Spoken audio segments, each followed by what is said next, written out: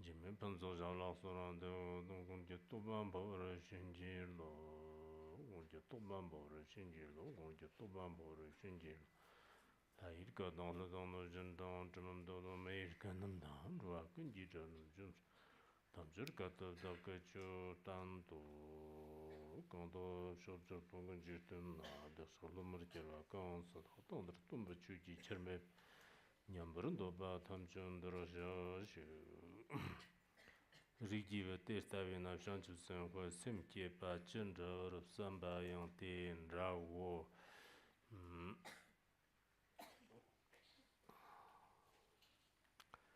tenip jondun de jiv shanchu senhua senhua chimbo shamba la kwap tsarwa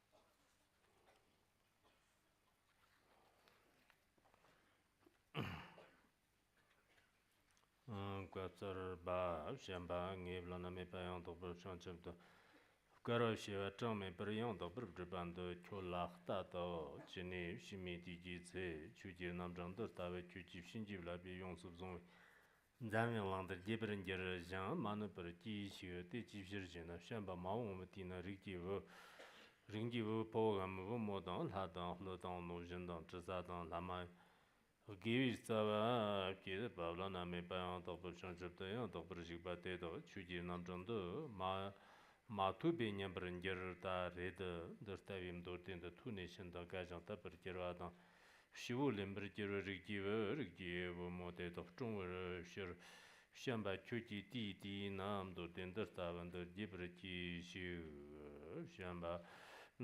上次生活南极小简单那个你的刚你刚才那这个当政治那做吧代表小家当秋季吃了什么了嘛这这样的吧你知道人等这个小家的想把的你那上次生活南极小家我想把的了上次生活刚到和这个当着呢 Na sola ta chang thar lemba te na le tangbo wa yin te chambar shupa ne rangbo malum bar rikbar sha go shamba kang tamdo de zamu maku ba mchikba dang nir ji jit ji tsig dang rimba rabt yeban de ndonba dang nyamba dang muba dang tombar jeri shangchu sanwa te dang na rang dang chambar shupa rikbar sha go shamba te le tangbo wa le tangbo wa shangchu sanwa na jang ni ji dag la mamjamba de chu zamu la ngibar Semper Manjaro Nikan Jenar Muna Matubim, Dorde Zamotuna, Chakjan Tesum the Jerneti, Jis Yeramara Mashida Jan, Tirtavra, Dachak, Muna Matune, the Kane Gonji, Moroshedo, Rikiva, Kantamdo de Zamudan Zambatan, Chuzabmo.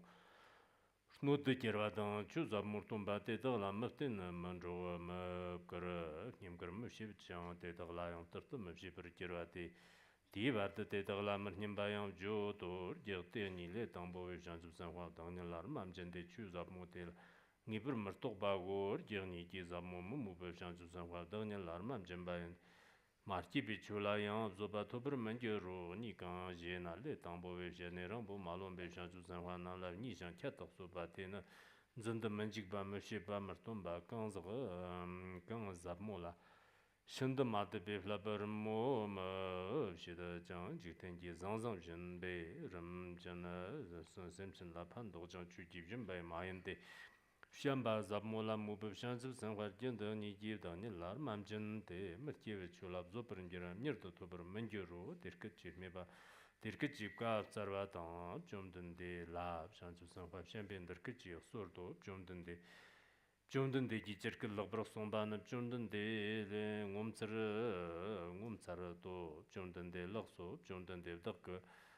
lancha de tar lancha de nongban de tar kung ro gyo go devjan sherbe Laname Bayan Doctor Zobo Shanchu Kara Shiva Chokru Gas Tongchang Mamchiba, Chang Mamchiba, Yang Doctor Japan of Chungru Gyo, Zungru Gyo, Maumba Rikivo Podan, Rikivo Morno Tekerate, Lamdor Tinder Tava Lota Sumber Gyo. Jamba Gundan Javim Dortinder Tavala Mubadan Zimbadan, Chamadan Kunda Chipper Kipadan, Zibadan, Yikin Javadan, Zandala, Jetcheva Gerati, Jamba Never Jibber. Gyo wo, drummer gyo, chumdan de de da kaptamber gyo wo, chumdan de di nandar tabim dorten dala mubada. Raptan jiwar jirwa den chumdan de shanchu sanhwa, shanchu sanhwa shanba shinjib labar rikbar gyo wo, tene chumdan de jib shanchu sanhwa shamba la lakso jib shawa zhenne, lakso, shamba kyoji tsik tena lakbar me de, devjang shakbe yang kyodla lakbar me ba de, lar jisi yerangwa, Onangwaram Zado, Dene Shanchu Sanhwa Deda Gayang Chigda Tsig Nirkitchi Meso, Jondan De, Dagchak Diang, Devjang Shagba Yongsam Ningan Len Dene, Sanji Ji Jiang Susu Nimchi De, Devjang Shagbi, Sanji Ji Shanchibda, Jibr Gyogo, Rikiwa Deda Diang, Mubr Gyogo, Dene Jondan De, Lar Gerbo Chimbo, Ji Jiang Nirkitchi Sordo, Jondan De, Zhongdang, Zhonghirdang, Zhongdardang, Yernkurdang, Gerbu Pujang Kur Gangna, Chuji Jandar Tav, Shobadang, Chabadang, Yang Dabr Tombadang, Tedak Jundan de Dagchak Gerbo Chimbo Ji, Yang, Pombadang Jiba, Jombadang Jiba, Kurdang Jiba, Terir Nyambi Latam Chogo, Chunyamba de Hotsan Korig de Jini Yang, Churmava de Lak Tavadang. Langan Sorwakan Gijan, Almarni per Stumur Jogo, Tenip Jondan de Gizedan Dambakanga, Lander Kichi, Sardo, Kangao, Chuji Namjando Zonshi, Chonji, Jen, Nia, Jandaglayan, Jachera, Yantaber Stonshi, Sorwa, the good Chuji Namjando, Zonwa Lagna, Jondan de Chuji Namjandi, Man, Chela, Chertur Zonwer, Jondan de Gazarva, Kangao, Tifir, Chuji Namjando, Jimami Patrick Tamba. Dang, Chiksub Jarwa, Nirjam, Gumber Jaba, Dang, Samji Mikibir, number Tarvel, Legajim, Shavi, Jang, Shavir, Namjang der Tava, Gangawo, Chuki Zonshi, Jondanji, Terkachi, Gavsarne, Lazamba Chamame, Chabada, Jarujon Girbada, Setan Damba, Gangawo, Shantu Sanwa, Tedadan, Yantu Chimbo, Tedadan, Tamjatan Dambin, Kur Tedadan. Hadang, Mudang, Hamayandang, Jizadang Jiban Jitan, Yerandi, Jumdan de Jakumbala, Mumbur, Todo, Munji Juradang, Tambi Chuktapi, Legar, Te, Journey, Pago, Papa Jimame, Chakba Jifia, Tabachimbum, Dorte, Zoxo, Sholo, Gaston, Get, Gia, Te, Wambo, Chico, Lozava, Vandi Chuni de Tsutrumji, Girjan Jide, Tanla Papa Wo.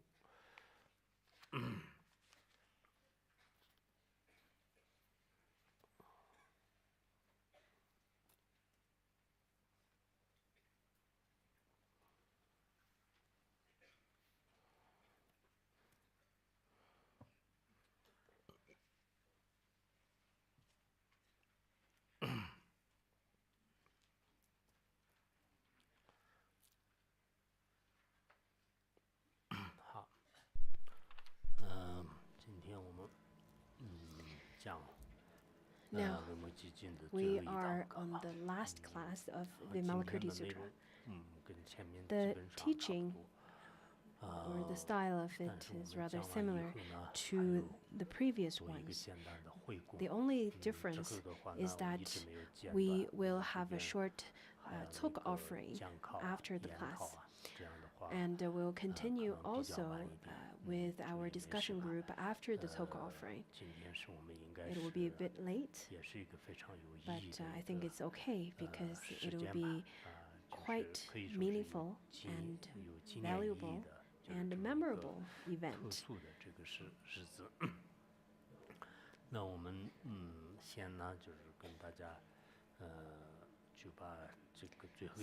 let's have the class on the Bestowal chapter first. Vimalakirti Sutra, in fact, I think we have 65 classes previously, and we have 66 classes This class is our 66 classes, and this paper I'm showing you right now has all the numbers of people listening. You probably can't see the specific numbers. On the first day, we had the most people attending, and then later on, we had less people, but the number was rather quite steady. The number of people listening to it, in fact, it was a lot. Many people listened to the sutra. That's great. And now we're finally at the last chapter, the chapter of Bestowal, where Shakyamuni Buddha then bestowed the Dharma to Maitreya. The Ati teachings are bestowed to the three protectors, and luminous essence was bestowed to the protectors as well as bodhisattvas. So it's a gift bestowing to the next generation who has good connection, auspicious connection to the Dharma. So I think this is quite meaningful that we're listening to this Dharma. The merit of listening to the Dharma, I think I've emphasized it before, and according to the Sutra of Sublime Dharma of Clear Recollection, where it says, due to listening to the Dharma, one's mind can be tamed, and with the mind being tamed, the darkness of ignorance causing one to wander in samsara can be dispelled. In fact, without listening to the Dharma, we'll continue to wander in the darkness of samsara. Therefore, we're listening to the Dharma, and listening to the Dharma brings the immeasurable merits, and this is said this is told by the Buddha through his Vajra speech. So of course we need such merit. I think what's more important is to understand the profound teaching of the Dharma. And we should also keep in mind we should later on to propagate such Dharma to all the other sentient beings as well. I think we've successfully came so far. Lots of you, in fact, started the teaching and didn't even interrupt once in between. This is quite difficult. Many people nowadays, they want to do something like this, but they probably don't have such kind of causes and conditions. Therefore, for all of our audience here today, I think from one aspect, I can call you all winners. Because there are people who feel that they've completed their, they've succeeded in building their empire of companies, of enterprise and so far, and they feel really arrogant about it. In fact, that kind of merit is really short. And our merit and our success coming from listening to this Dharma would last for lifetimes, and the merit that comes with it cannot be expressed by speech. So bestowal, what does that mean? It means carrying the responsibility. Carrying what responsibility? The responsibility of the Tathagata to express, to expound, to practice the Dharma that's taught in this text to the generation, to the sentient beings who have auspicious connection to this particular Dharma. So it has such meaning. Also, it has the meaning of accumulation as well. So sometimes it is called differently in the Chinese language. In general, what it means is that now the Tathagata has already bestowed this teaching to Maitreya,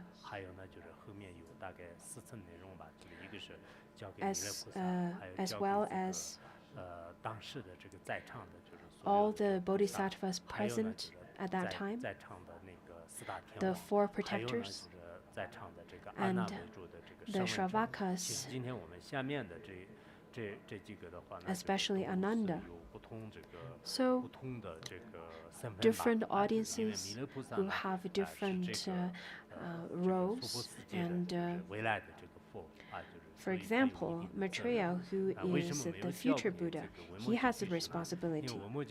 Why was it not bestowed to Vimalakirti? Because Vimalakirti, in fact, came from a different Pure Land. And he was the one who requested it and expounded the Dharma. Therefore, his job is done. So the main responsibility went to Maitreya Bodhisattva, who is the future Buddha. Why not Manjushri, who is the foremost of wisdom? In fact, Manjushri doesn't have a set place to stay. He wanders around to different places to benefit sentient beings. So he doesn't really abide in a certain place. And he's not like Maitreya Bodhisattva, who in fact will have a set place. Maybe I'm using a negative word of wandering around. In fact, Manjushri does wander around to the Naga's palace, to the celestial realm, and to different places to expound the Dharma and benefit sentient beings. Therefore, the responsibility goes to the future Buddha, Maitreya Bodhisattva. So at this point, the Buddha told Maitreya Bodhisattva, saying that Maitreya, I now bestow on you this Dharma of Anuttara Samyak Sambodhi, which I have accumulated over immeasurable kotis of asamkheyas of kalpas. In fact, this Dharma was not accumulated by Shakyamuni Buddha for a very short period of time. He practiced ascetic practice, went through hardship and practiced and accumulated lots of merit throughout kotis of asamkheyas of kalpas in order to accumulate such a profound Dharma that is like the Amrita. So today, Shakyamuni Buddha told Maitreya Bodhisattva, saying that I am going to bestow this Dharma to you.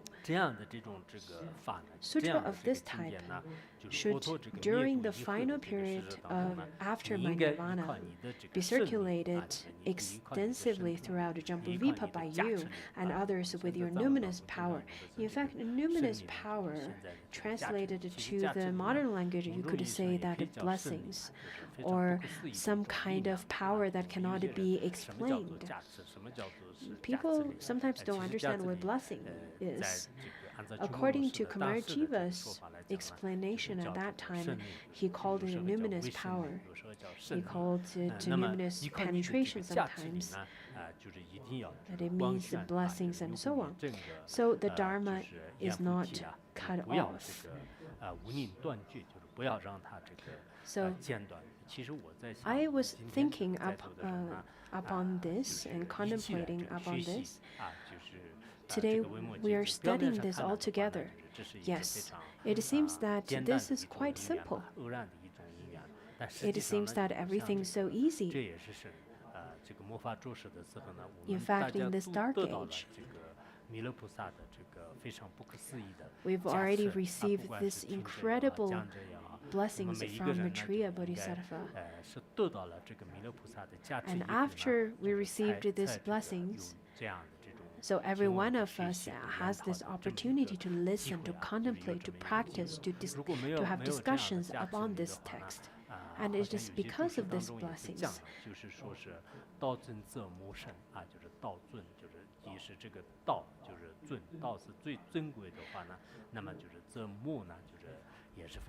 It is said in a commentary saying that the more supreme the path is, or the Dharma is, the more vicious the maras are.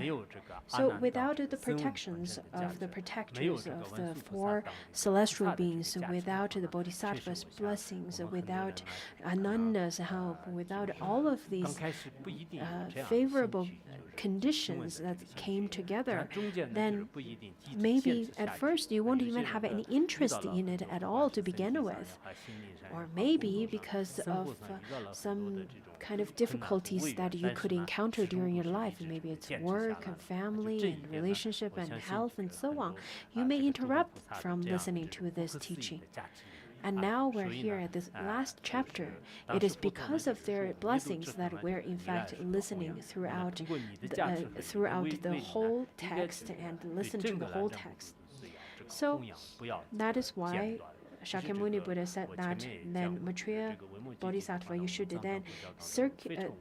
then expound this Dharma and circulate extensively throughout the Jambuvipa.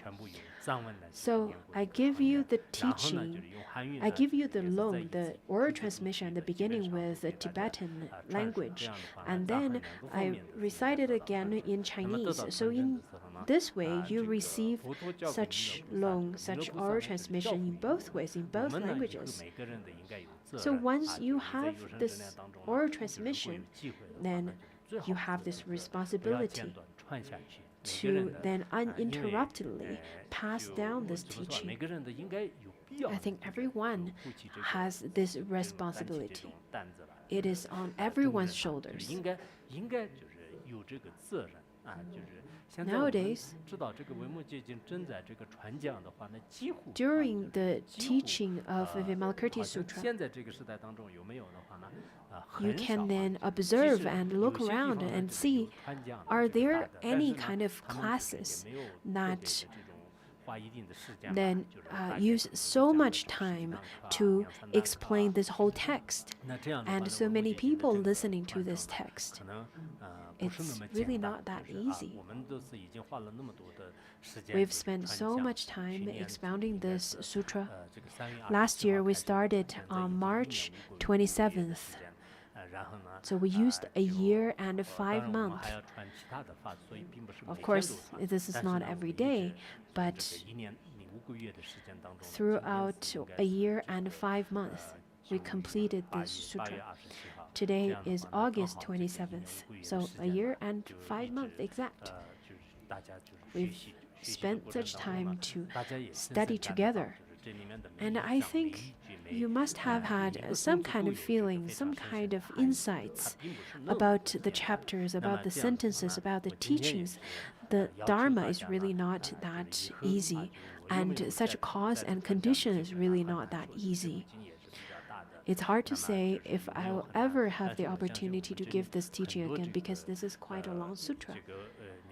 But I hope sincerely for lots of the students in our audience, especially the young ones, you have to pass down this lineage. You have to then expound it to others, to uninterruptedly pass down this Dharma.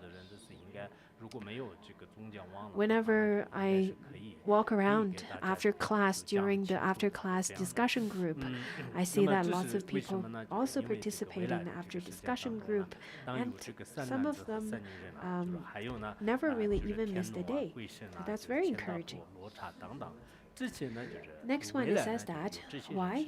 In the future time, there will be good men and women, as well as gods, dragons, Asuras, Gandharvas, Rakshas, and so on, and who will generate the intention to achieve Anattara Samyak Samadhi, and who have the devotion towards this Mahayana teaching and take pleasure in the great Dharma. So in the future, these good men and women, they have such big heart to give rise to bodhicitta. But if no one expound this teaching, then they don't have any opportunity to listen to the sutra. You cannot then just expect them to understand by themselves. So all these sentient beings, the gods, dragons, and so on, originally they will have such opportunity. But if there's no one expounding this Dharma, then they will lose their opportunity, despite that they're ready for the great Dharma. So if they're unable to hear the sutra such as this, they will lose its good benefit. When people such as this hear this sutra, they must with great faith and joy realize their rarity and accept them with humility, explaining them extensively according to the benefits that sentient beings will receive from them. So we must expound such Dharma, because if there's no one explaining the Dharma, then how can anyone understand the Dharma? So there are people who have wisdom, but if they're not taught the Dharma, then how can they understand it?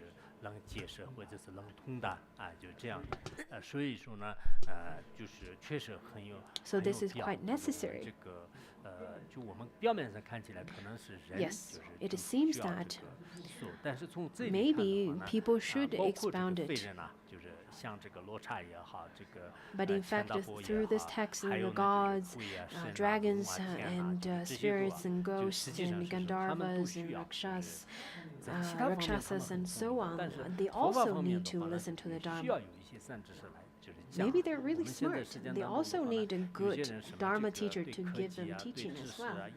There are people who are quite good at technology, who are good at arts, who are good at lots of worldly things. But if they don't have a Dharma teacher to start with, they won't understand the Dharma at all, despite their smartness. So, without anyone expounding the Dharma, it would be difficult for all the sentient beings to understand. That is why Shakyamuni Buddha said that, Maitreya Bodhisattva, you should use your numinous power to propagate Dharma. And you should have such kind of a spirit and such kind of intention and aspiration. Just as the Avatamsaka Sutra stated, the Bodhisattva sees that sentient beings do not have right views and are always sticking to wrong views, thus expediently teaches profound Dharma to them to cause them to understand the genuine truth. So the Bodhisattva should use the skillful means to expound the Dharma so that the sentient beings could see the truth, see the ultimate truth. This is quite necessary. Kumarajiva also said, without listening to the Dharma, it will be easy to fall into the wrong path. Therefore, it is quite important to hear the Dharma teachings. Lots of people say that, well, maybe you can listen to it and maybe you don't have to. You may have such kind of question and doubts. There was a sutra where it talked about the Brahman wisdom ocean, and along with him 1,000 Brahmins who met a bhikshu who taught them emptiness. And these Brahmins, they were very smart. They have lots of wisdom. And they felt that, well, this bhikshu really taught some interesting philosophy. Therefore, they started contemplating upon this. And then, throughout contemplation, they then understood emptiness and attained realization. Without a bhikshu expounding the Dharma to them, they won't be able to understand. So, you should really try to seize the opportunity. You should really try to seize the opportunity of listening to the Mahayana teaching, so that it will eradicate your doubts, eradicate your wrong view, and so that you will cultivate the sprout of right view to continue to grow, so that later you will receive the fruition of a hope and fruition of the ability of helping sentient beings. So Shakyamuni Buddha told Maitreya Bodhisattva that he should continue to expound such Dharma in the future, because without expounding the Dharma, then they won't be able to attain such benefit. They will lose the opportunity. And then Shakyamuni continued to say, Maitreya, you should understand that bodhisattvas may have two characteristics. In fact, the bodhisattvas, or the beings who aspired for bodhicitta, they are the ones who started to aspire for bodhicitta. So what are these two kind of characteristics? The first one is the fondness for miscellaneous phrases and literary embellishment. In fact, the first one is not so interested or not so they did not really penetrate very deeply to the meaning, but they are very much attracted to the literary embellishments, to the very superficial words. Just as a group of us probably are very much fond of the poetry and the lyrics, they feel that, wow, this is written so well. This just, wow, the lyric is just so beautiful. And the sutra is so well written. So they're very much trapped by the words, but not really to the content or the inner meaning. And the second one is their lack of fear of penetrating deeply into the actuality of profound meaning. So when it comes to the emptiness, and when we talk about luminosity, when it comes to the second type of bodhisattva, they can understand and they can accept the profound teaching of emptiness as well as luminosity. According to Treatise on the Great Perfection of Wisdom, it says that the potent power of prajna affects two categories of people: frightens fool ones and delights the wise. So prajna, the teaching of prajna, which is the meaning of emptiness. For the ones who do not have wisdom, then they feel that, wow, this is really frightening. There's no Four Noble Truths, there's no karma, there's no cause and fruition, and then they would feel really terrified. But there are the ones who are really wise, and through such teaching they will attain realization. We have lots of teachings and stories on that. So you should understand that it is novice bodhisattvas. Novice bodhisattvas. When Phuntsok Rinpoche went to Shichu prefecture, and halfway to there he stayed at a monastery, and then inside that monastery 2 monks then came out and said that, are you a novice? And Phuntsok Rinpoche was really upset, and he said, well, then who are you if you are a novice, if I am a novice? So novice bodhisattvas are the ones who are very much attracted by the words, who are fond of miscellaneous phrases and literary embellishment.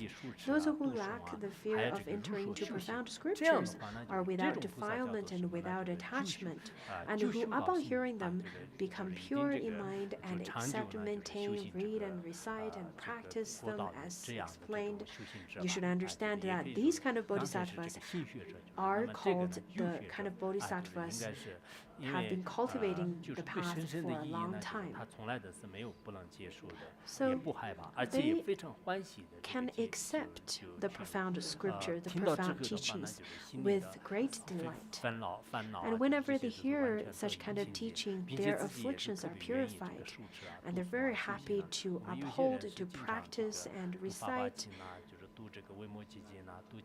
Lots of people, they really enjoy chanting the Heart Sutra, the Avatamsaka Sutra, the Lotus Sutra, and the more they chant such sutras, the happier, the joyful they are, the more joyful they are.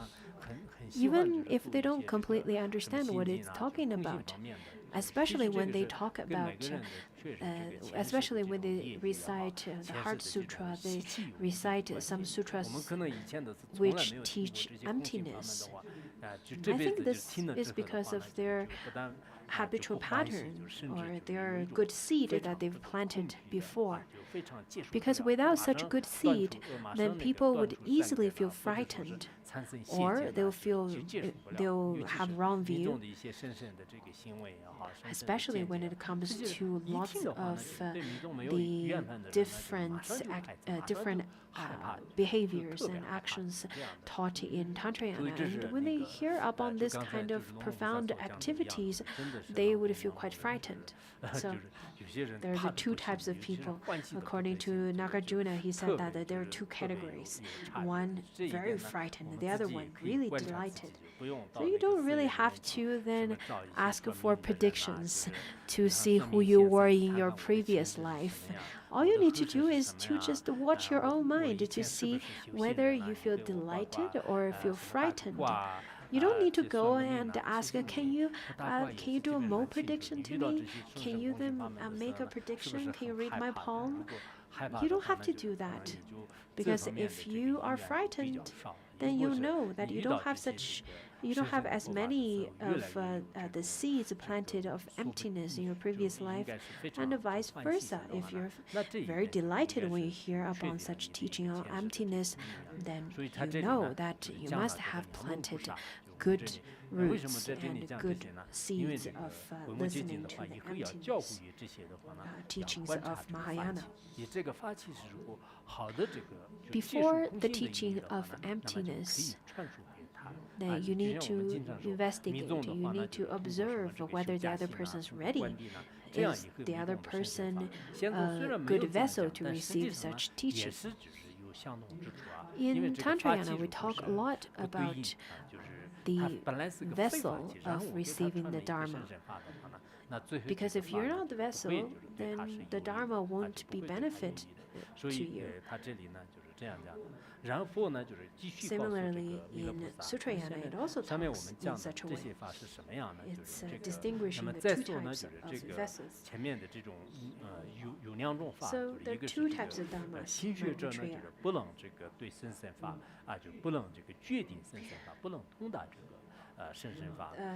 Regarding how those who are called novice are unable to be defined about the extreme profound Dharma.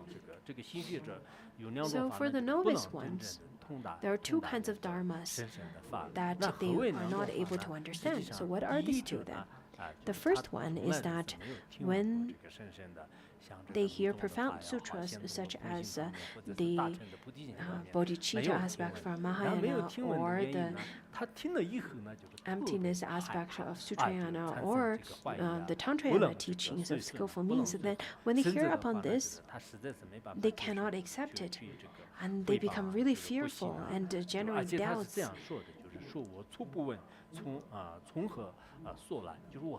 And unable to follow those sutras, reviling them and lacking faith in them, and they would even say that I've never heard of this before. Where did it come from?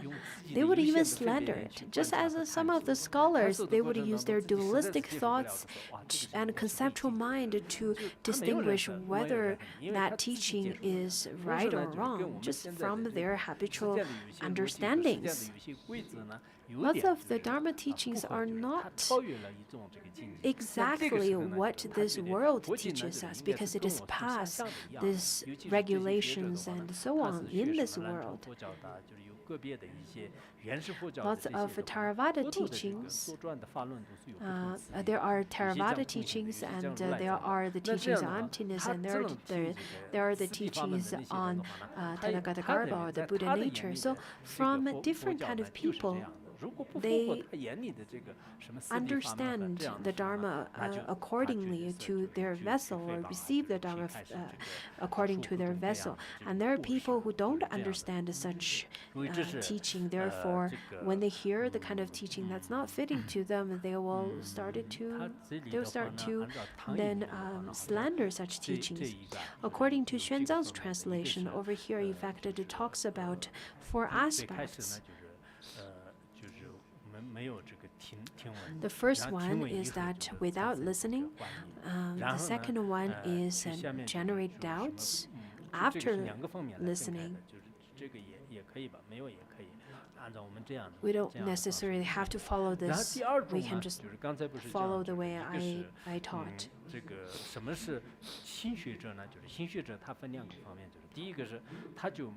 So what it means is that, first of all, they didn't listen.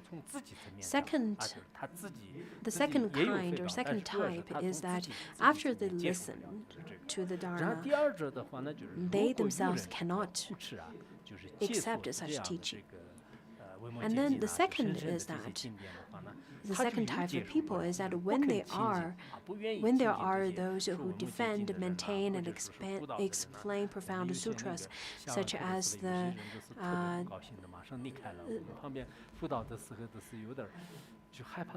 nowadays, what I notice is that after our class, I see lots of people would, not lots, but some people would walk out of the shrine hall with this angry expression. Maybe that's how they feel. I don't know. I'm just guessing. Maybe not. So the kind of people who defend, maintain, explain the profound sutras such as these, then the novices are unable to associate with these teachers, make offering to them or revere to them, or at times they would talk about the teacher's transgressions and errors. They would slander behind their back. Not only they do not accept these kind of teachings themselves, they would start to slander such teacher who expound this Dharma or defend and maintain this kind of Dharma to others. So 2 aspects.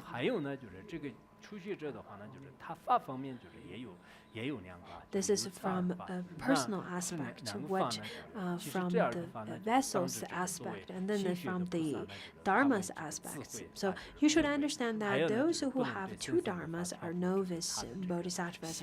They only harm themselves and they're unable to control their minds within the profound dharma. Now, the next part talks about the 2 kinds of dharmas. So Maitreya, there are 2 other dharmas concerning bodhisattvas who devoutly understand the profound dharma, but who still harm themselves and unable to attain forbearance of the non-arising of dharma. What are these 2 then? So the first is to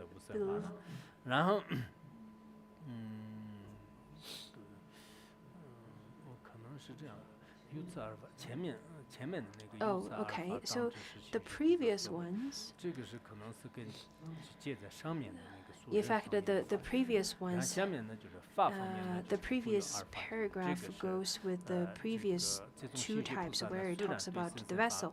And then from here, Maitreya, and then this part, starting from Maitreya, there are the 2 dharmas.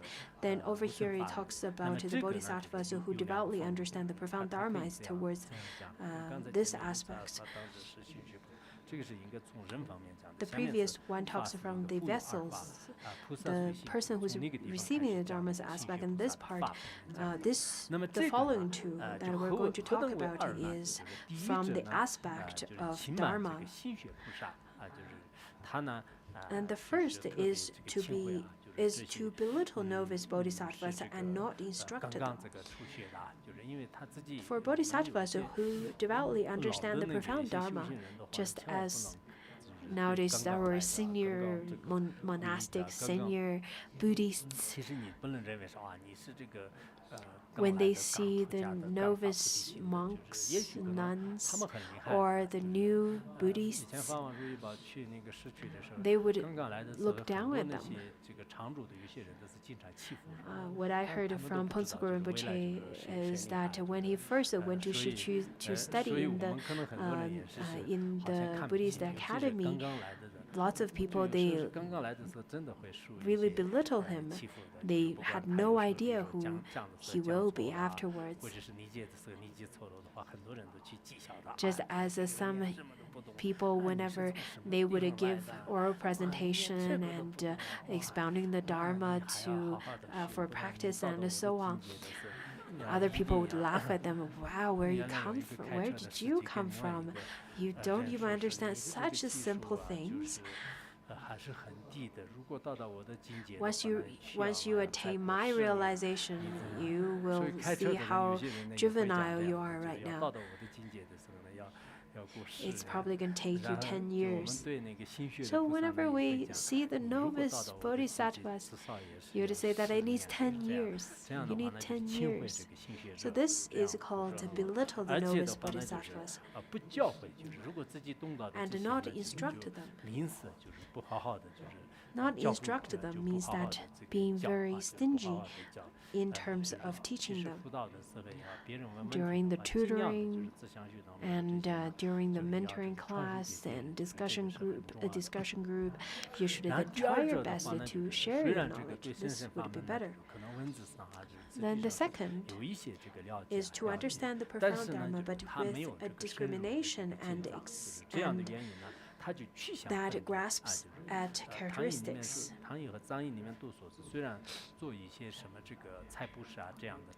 Over here, it means that though they understand from the superficial or from the literary aspect of the Dharma, but they do not understand the profound meaning of the Dharma.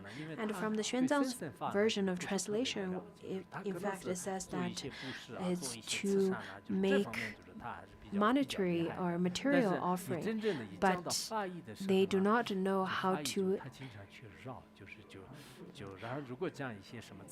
offer to make the generous offering with the Dharma, because when it comes to the offering of material things, they're very generous. They know everything about it. But when it comes to the offering of Dharma, they would have to kind of turn right and wrong and just hitting the bush, but not really getting to the point because they don't understand. So they only understand the very superficial aspect, that is in terms of literary meaning, but not really the profound realization, because the profound realization cannot be expressed through any gestures or any words or any expressions.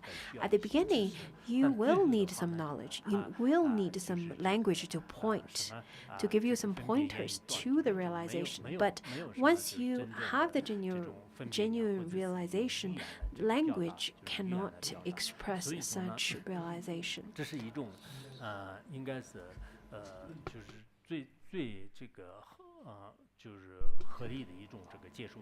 So, in fact, understanding from the aspect of the core of the Dharma is the most important.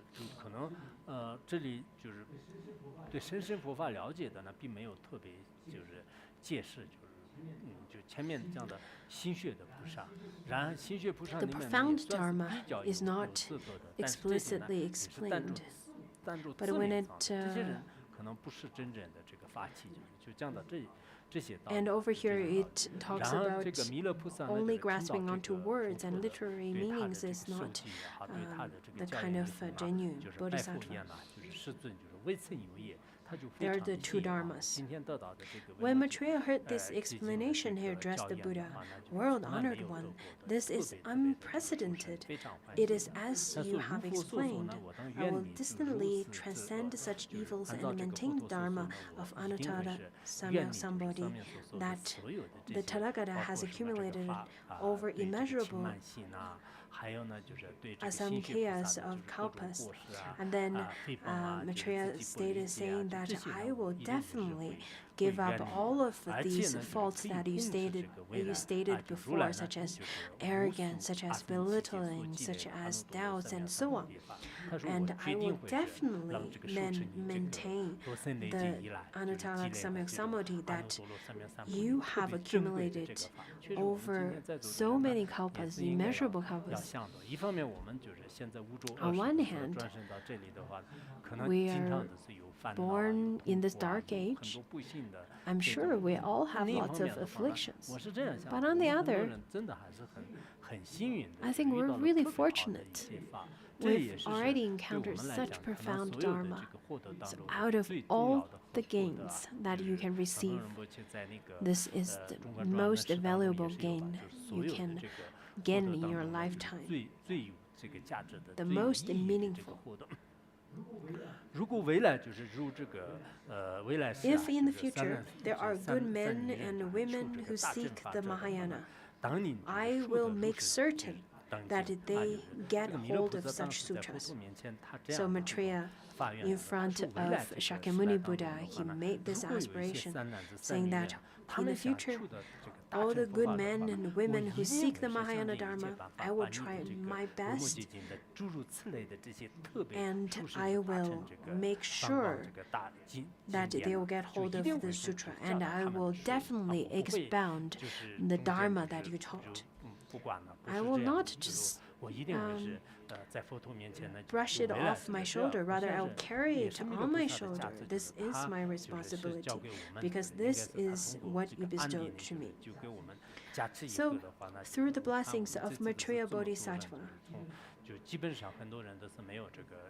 that we listened to this teaching, and lots of people listen to this class, listen to this teaching. It is all because of Bodhisattva Maitreya's blessings.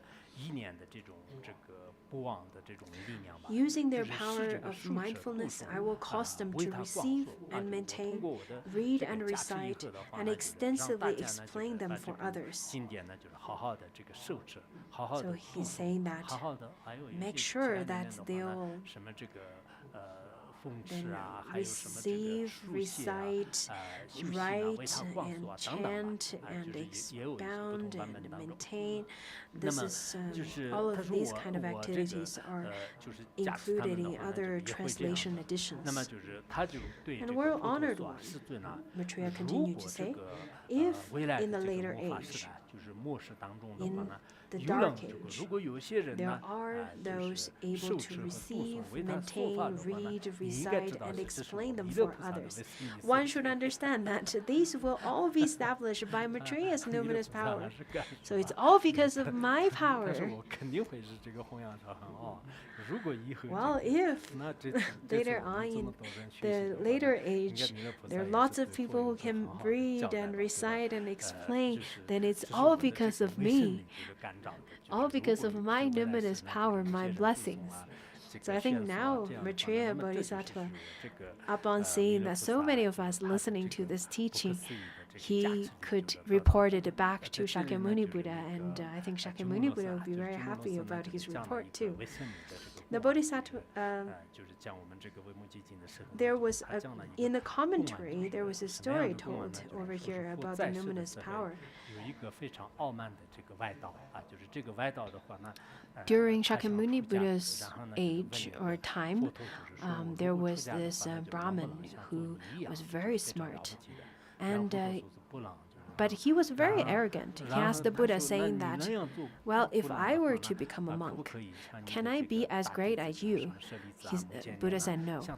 And then the Brahmin continued to say, can I be as great as Shravakas, such as Moggallana and Shriputra and so on?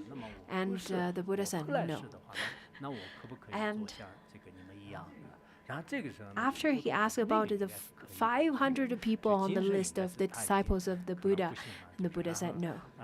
So the Brahmin said that, well, if I can't do that this lifetime, so how about my future lifetime? The Buddha said yes, in the future time. So after he died, and after 100 years of the parinirvana of parinirvana of Shakyamuni Buddha, then this Brahmin was reborn, and his name was Upavida, and he was born in the Ashoka's time. He was a great master at that time. Anyhow, he was reborn as Upavita.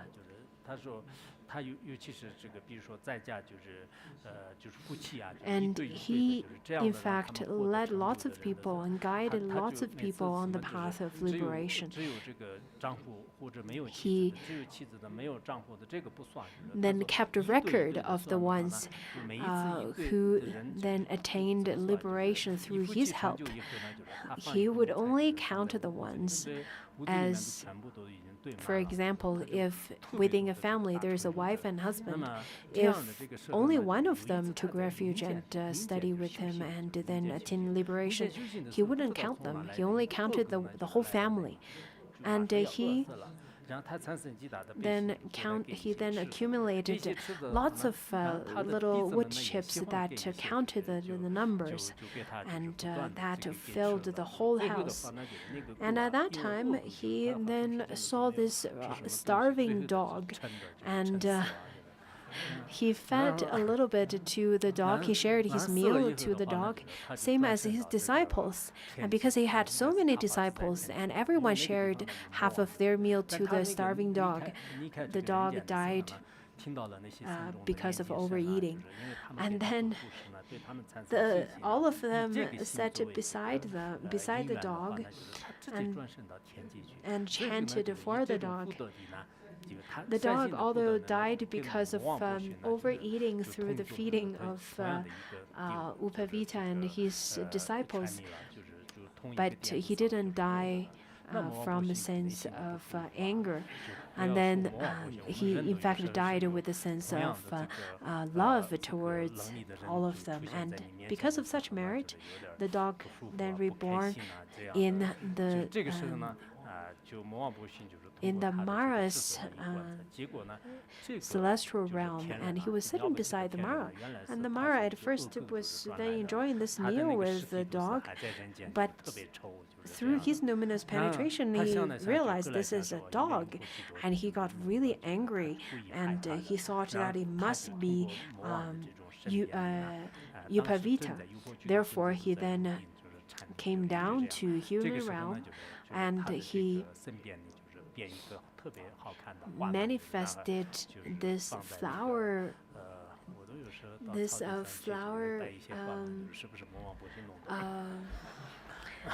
He made this flower crown and then put it on top of Upavita.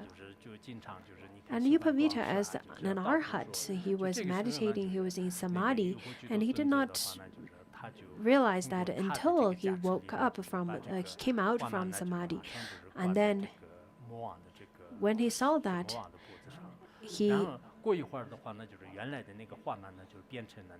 through his numinous penetration, he transformed the dog's corpse, which was already rotting at that time, into a flower necklace, and then put it on top of the Mara's neck.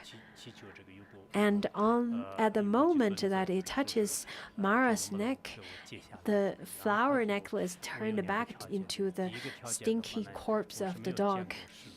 And at that time, as much as Mara tried to take that off, he couldn't.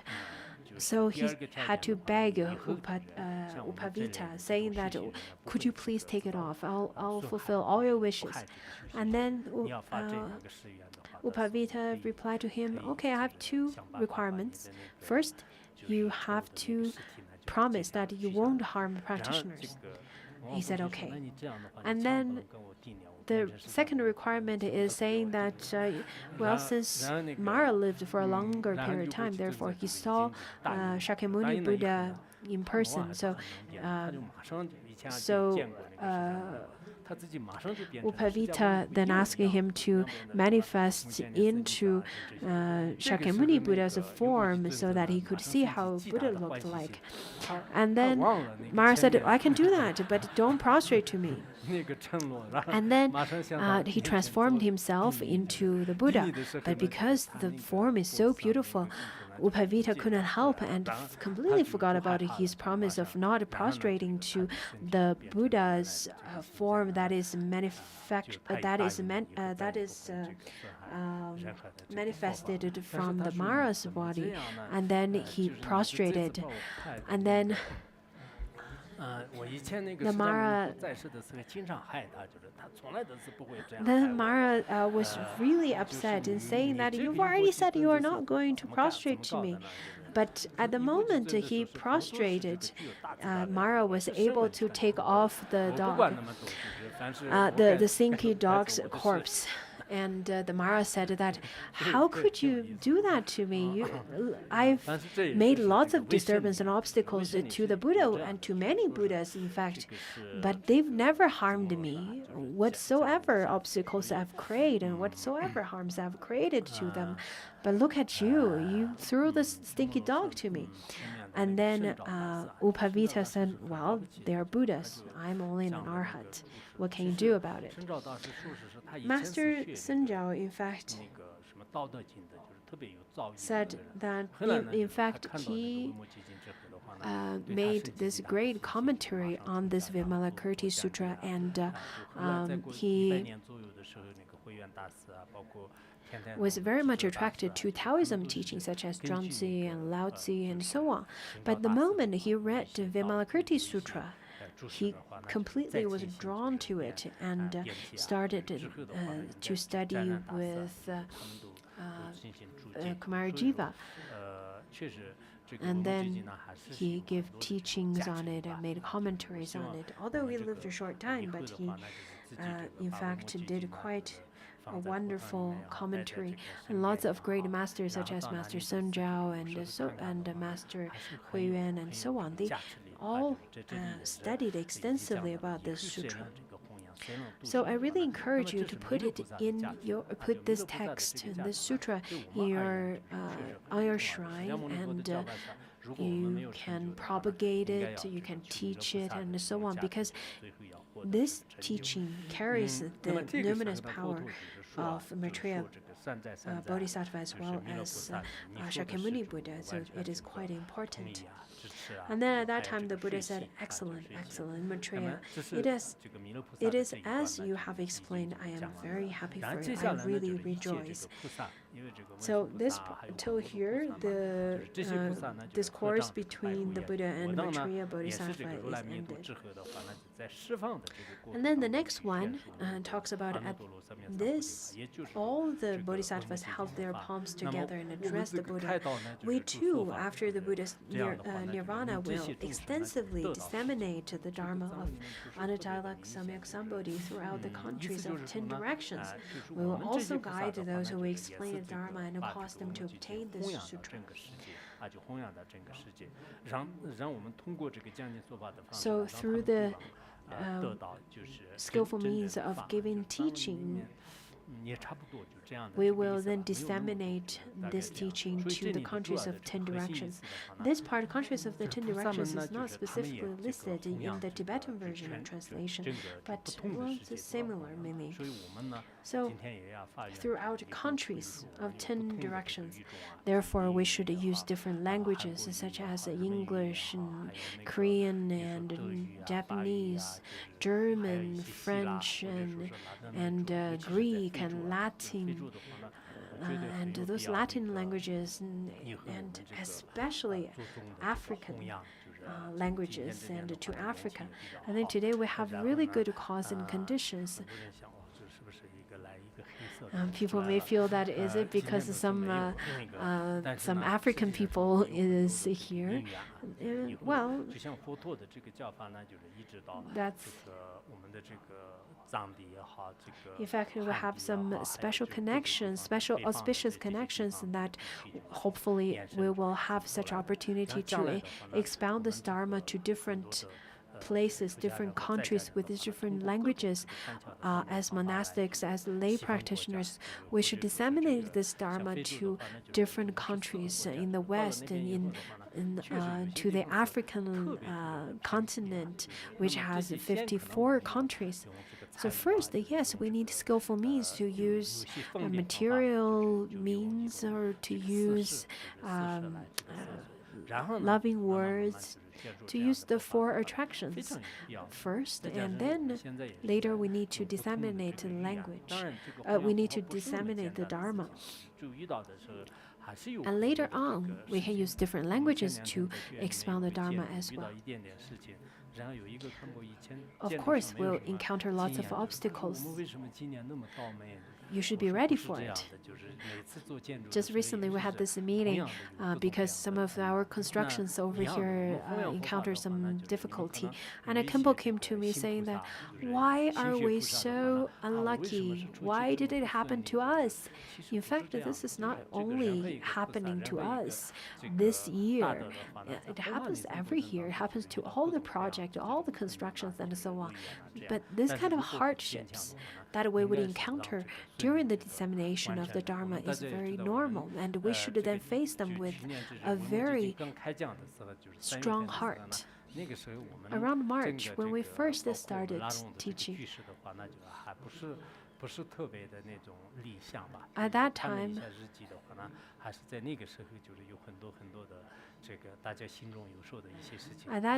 I think back then, lots of things happened and lots of different conditions was there, and lots of insecurities was permeating in people's hearts. But anyhow, we persisted till now. We finished this teaching. So we should then propagate this Dharma to the southern continent of Jambudvipa, as well as the countries of 10 directions. Do not just limit yourself to all the big countries, the first-tier countries such as Beijing, Shanghai, and Guangzhou, and so on. I know there are lots of monks who would go to all those big cities, such as these kind of cities. But when it comes to the third-tier cities, such as Guizhou and different kind of rural areas in China, they then get quite terrified. They don't want to go. And I think now we need to make aspiration to go to Lesotho, Malawi, Johannesburg, and all of those African places. I think to go there, it would be quite auspicious and really supreme fest. The next one says, then the 4 heavenly kings addressed the Buddha, world honored one, in every place, whether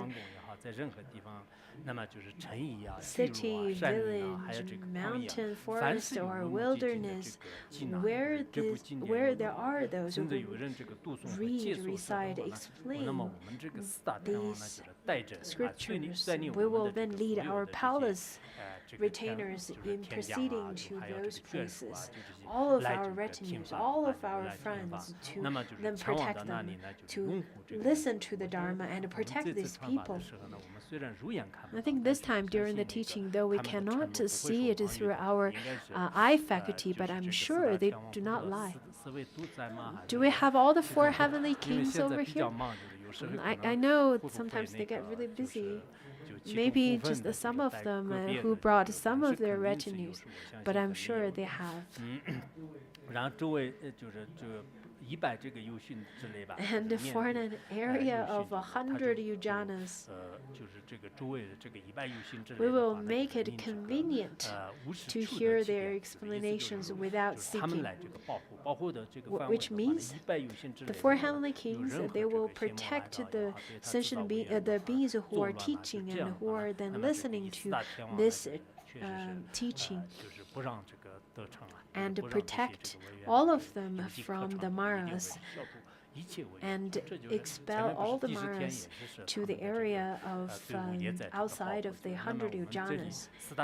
So now we have Indra. Remember last chapter, Indra was pledging to protect this sutra and teaching of this sutra, and as well as the 4 heavenly kings, the Dharmapalas, as well as the protectors on the Tibetan plateau. They've also pledged to protect the Dharma. I'm sure it's not that they only protected the Tantra teaching. In fact, they then also protect the sutras, the Sutrayana teachings as well. Just as last 2 days we made this protection, we have this protector offering festival where we make offering to all the protectors who protect us and protect the Dharma. And I noticed how the beautiful rainbows, the beautiful clouds and skies and so on, I'm sure they have lots of power to make such kind of protection to us. Therefore, I really hope when the Surgama Sutra starts, you should also come and protect us.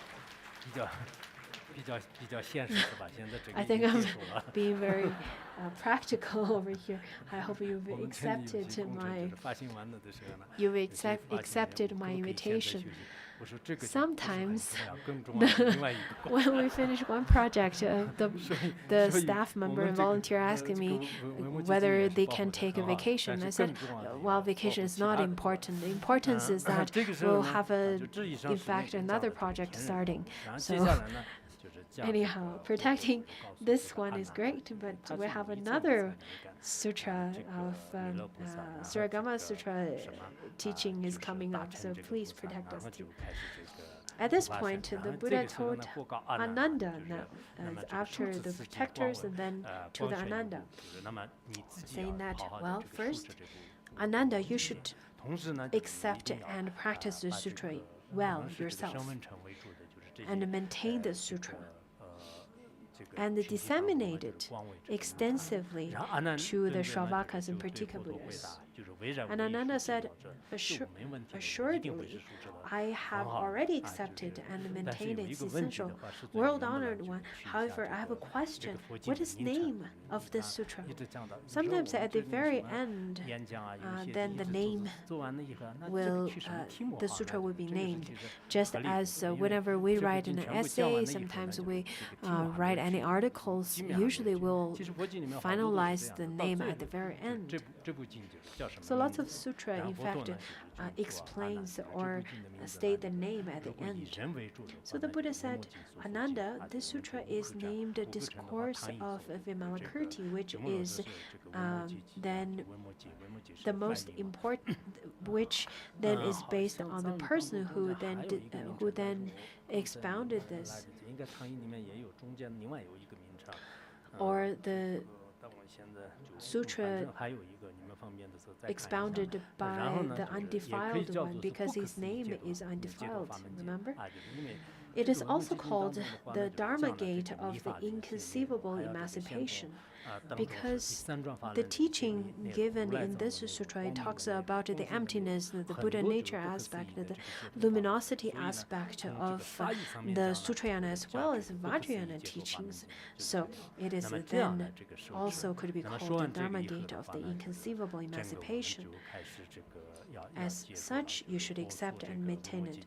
When Buddha finished explaining this sutra, the elder Vimalakirti, which is the main protagonist in this sutra, and then followed by Manjushri, Shariputra, Ananda, and all the great congregation of gods, humans, and Shuras, hearing that the Buddha had explained, and then they all rejoiced greatly. So they feel really happy about it. I think in the West, in the movies and in the play, usually they have this opening scene. And then they have the main part of the story and then the concluding part. Just as in the commentary of great masters, where it is said that at the beginning they have this beautiful opening scene, and then in the middle they have this long part talks about the stories, the discourses, the teachings, and all the beautiful manifestations. Lots of beautiful stories with the profound meanings. So when we're studying it, during the course of our study, I think the sense of inconceivable, profound teaching is very much impressive and very vivid and presenting in front of your eyes. So through the blessings of Vimalakirti, through the blessings of bodhisattvas and Buddhas, I think we have such opportunity to listen to it, and also manifesting as this lay practitioner, he then set this example to all the lay practitioners to show that lay practitioners could also have such kind of high level of realization. So as lay practitioners, monastics, people from different countries, different ethnics, with different languages, we should all really rejoice. I myself, I'm very happy as well. At the very beginning, in fact, I was concerned if there would be any obstacles, hardship, and so on. But now we've successfully completed the teaching of the entire text. I myself, I am very grateful to the protectors.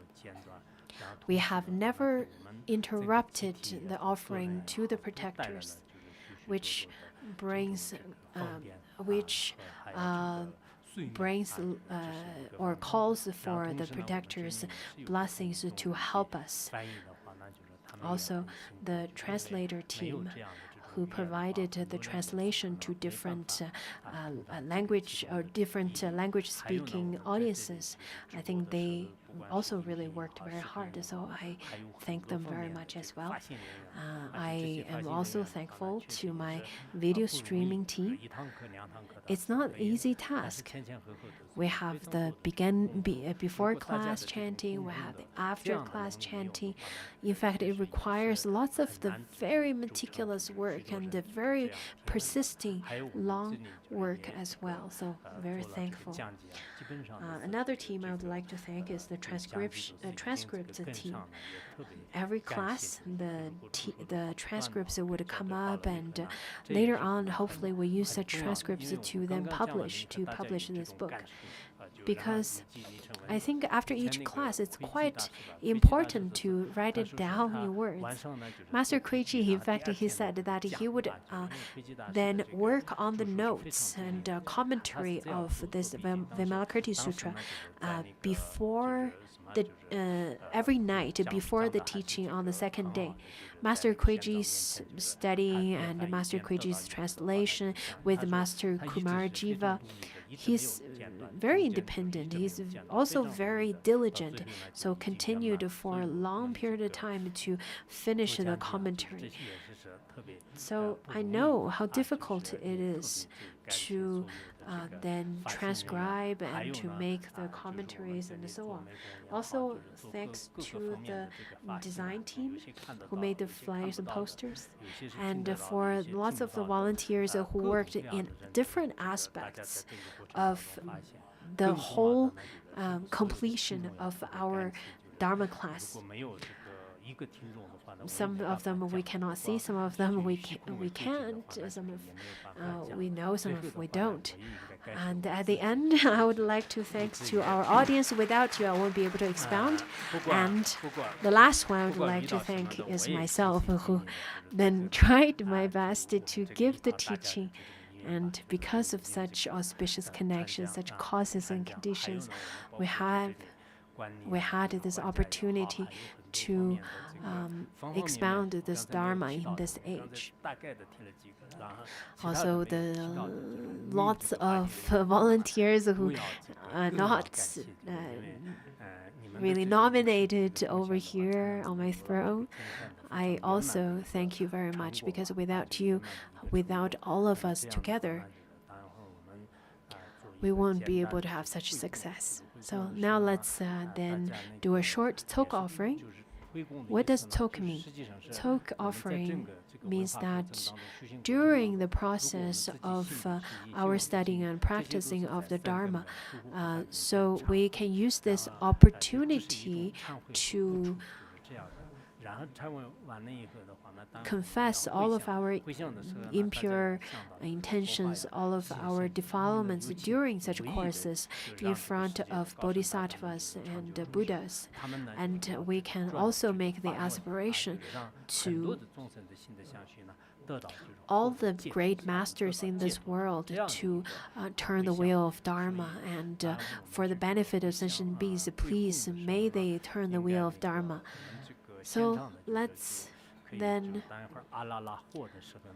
make the talk offering, and we should eat at the time after we said alala ho. It's the best that you eat after we chant that. Not before that. You can eat a little bit, drink a little bit, make a little bit offering to the protectors. I think today you're doing a good job in terms of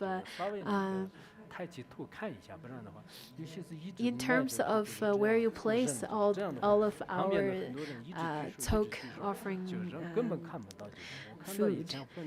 Sometimes I see people are just always looking down. They are not really looking at others.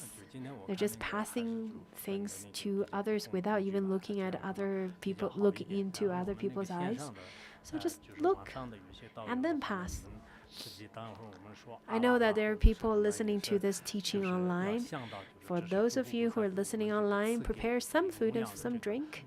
And then when we, after chant alala ho, you can then visualize that this food and drink is blessed by the Buddhas and bodhisattvas, and then take it yourself as a blessing. I think if everyone could attend a class as today, that would be wonderful. Anyhow, I'm very, very happy.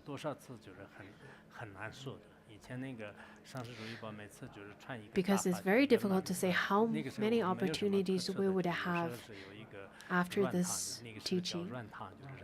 When Ponsa Rinpoche was, or when Ponsa Rinpoche finished any kind of a long teaching, such as the Bardo teaching or the adornments of Mahayana Sutra and the Pramana teachings and so on, usually Ponsa Rinpoche would then give us just some very little candy. Because at that time we didn't really have we didn't have abundant material, food. So, but still, we're very happy to receive it and enjoy it with everyone, with a great Sangha. Anyhow, we then successfully completed this teaching of the sutra. Next Monday and next Tuesday, we will start the teaching of Suragama Sutra. So be prepared.